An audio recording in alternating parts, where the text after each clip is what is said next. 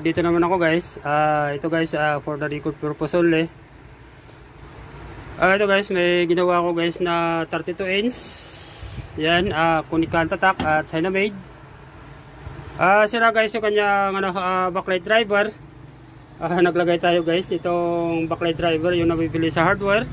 Hindi naglagay tayo guys ng relay. Una natin itong TV guys, para makita na ano siya, gumana siya. Yan, lumabas na guys yung kanyang logo.